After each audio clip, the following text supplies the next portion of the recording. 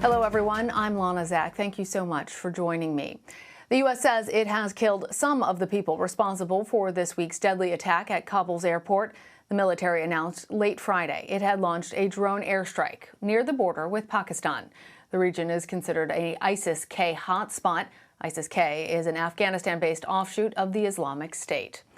The group claimed responsibility for Thursday's suicide bombing at Hamid Karzai International Airport in Kabul. The attack killed at least 170 people, including 13 U.S. service members. Officials worry that more attacks could be coming. The U.S. Embassy in Kabul is issuing a warning to American citizens to avoid the airport due to security threats. CBS News' Skylar Henry has more. Our hearts go out to all those who we've lost. In a meeting with Israel's new Prime Minister, Naftali Bennett, on Friday, President Biden said the mission in Afghanistan would continue.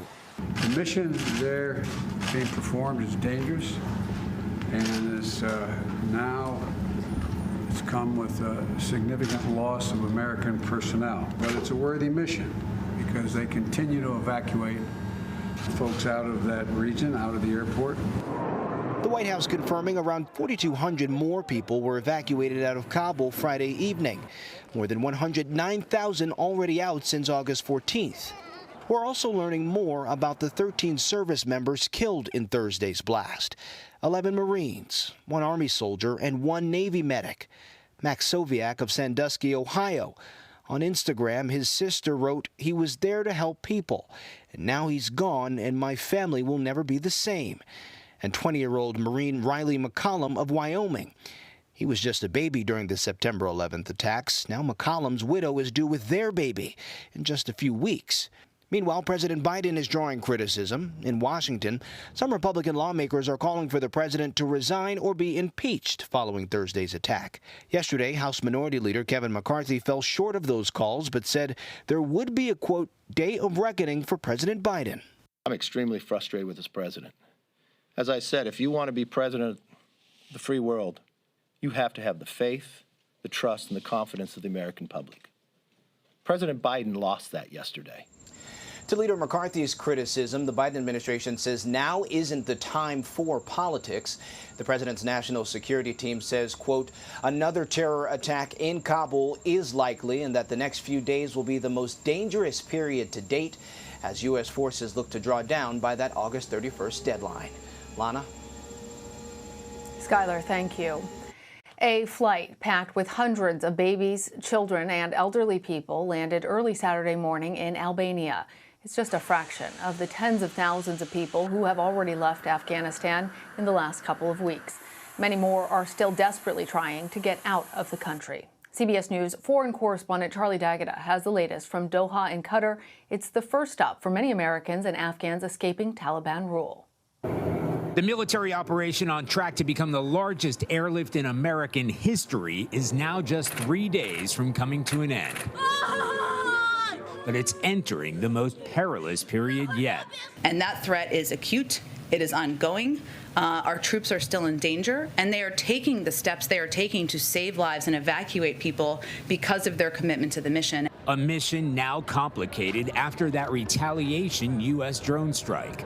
CENTCOM said the Reaper strike launched from an undisclosed location in the Middle East, targeted Nangarhar province, the heartland of ISIS in eastern Afghanistan near the border with Pakistan.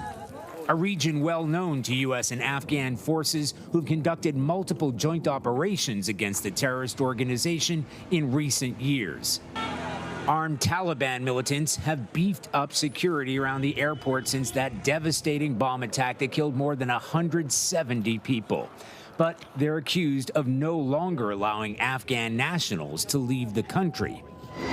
Most of the European coalition flights and their forces have already left. And while the White House says there are around 500 U.S. citizens who want to leave, there were no details provided on exactly how or when that's going to happen. One key question is how many of those Americans are already inside the airport, because there's been another warning issued advising U.S. citizens to avoid coming to the airport, and anybody already outside the gates should leave immediately. Lana? Charlie, thank you. With more on Afghanistan, I'd like to bring in senior investigative correspondent Catherine Herridge.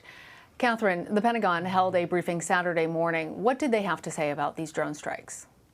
Well, Lana, Pentagon officials confirmed that two high-profile ISIS-K operatives were killed in that strike. They described them as facilitators and planners, along with a third individual. They said it was the result of a single mission that was developed through U.S. intelligence that was not shared, they said, with the Taliban in advance.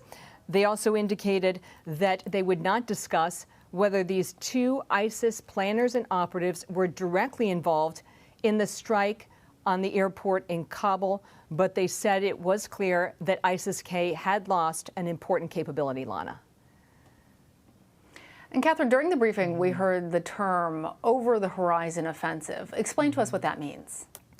Well, over-the-horizon counterterrorism operations rely on aerial imagery, aerial surveillance, drones, as well as signals intelligence. They do not rely on what they call HUMINT, which is human intelligence on the ground, to set up these targeting sets. One of the criticisms of over-the-horizon strategy is that you often have to log long flight hours into the target, which would be especially difficult in an ongoing sense for these operations in Afghanistan. Well, given the heightened threat of new attacks in Afghanistan, what's the status of the evacuation efforts ahead of that August 31st deadline? Well, Pentagon officials just said at the briefing that they described the threat as real and dynamic and ongoing, even with the taking out of these two high-profile ISIS operatives. That said, they continue and will plan to continue to evacuate at the highest possible tempo up until that August 31st deadline. But significantly, they also confirmed that what's called retrograde operations have begun. That means the drawdown of equipment from the airport in Kabul, and they suggested personnel as well. And of course, this will limit the number of evacuations they can effect going forward. They confirmed in the last 24 hours there have been 66 flights and about 6,000 individuals have been able to leave the country, Lana.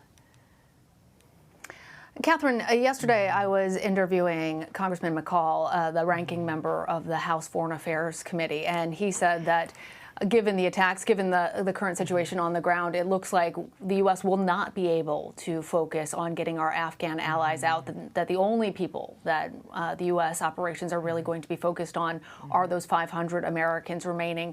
Are you learning anything more from your sources about the ability to try and help get out those people that we made commitments to, who helped support our U.S. service members while we were there? Really, the challenge in the next 24, 48, 72 hours, Lana, is going to be coming down to the security of the U.S. personnel first and foremost in the minds of the military planners. And they face a couple of important inflection points or challenges during this time period. They have to draw down effectively before August 31st, while at the same time maintaining security at the airport and at the same time still trying to facilitate flights out for individuals, including Afghans. They confirmed this morning at the briefing that Afghans are at the airport and eligible to depart.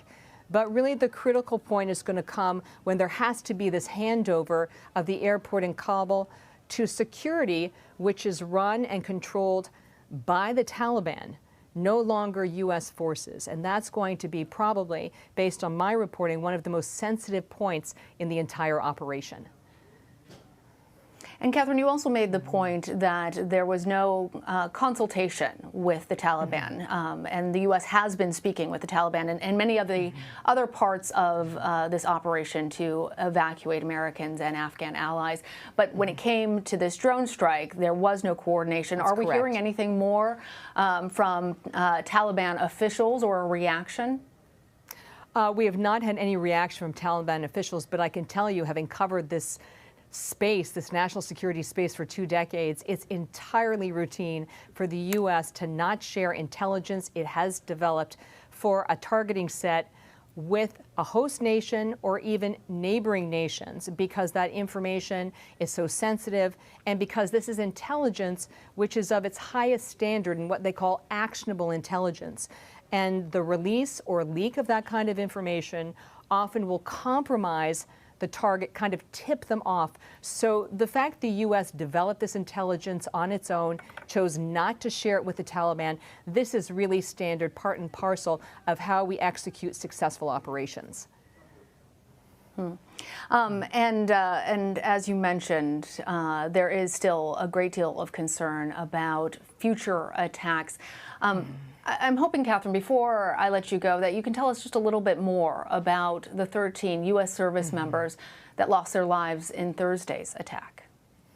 Well, we learned at the Pentagon briefing that the investigation into the attack is ongoing and will take some time to complete, if not for the fact that security is so difficult on the ground, and you can't treat it like you would a crime scene here in the United States, which is exactly what it is for the murder of these individuals. Pentagon officials confirmed that their remains are now on the way back to the United States, and they anticipated that all of the names would be released publicly sometime in the very near future, and that is confirmation that the next of kin have been notified, Lana. All right, Catherine, thank you. You're welcome.